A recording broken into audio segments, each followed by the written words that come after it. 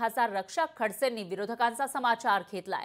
लाडकी बहीण योजनेवर टीका करणाऱ्यांना त्यांनी सुनावलेलं आहे, तर योजनेचा सर्वात जास्त लाभ विरोधकच घेतायत असं रक्षा खडसे म्हणाल्या। सरकारने जनतेच्या फायद्यासाठी योजना आणलेली आहे असंही रक्षा खडसे यांनी म्हटलेलं आहे। तर लाडकी बहीण योजनेवरून विरोधकांकडून टीका केली जाते, त्यावर आता भाजपचे खासदार रक्षा खडसे यांनी विरोधकांचा समाचार घेतला। विरोधकांकडून जे काही आरोप केले जात आहे, जसं आता 2 दिवस आधी महाविकास आघाडीने म्हटलं की तुम्ही काय बहिणीसाठी काय योजना सुरू करताय, ते 1500 रुपयाने काय होणार आहे।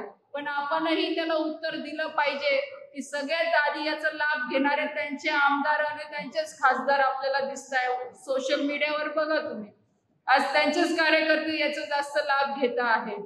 पण आपल्या सरकारने असं कोणता पक्ष म्हणून या योजना सुरू केलेल्या नाहीये। आपल्या राज्य सरकारने सर्वसामान्य जनतेला याचा फायदा झाला पाहिजे, शेवटच्या घटकापर्यंत योजना पोहोचल्या पाहिजे, यासाठी सगळ्या योजना सुरू केलेल्या आहेत। लोकशाही मराठी ऐका, पहा, जागरूक रहा।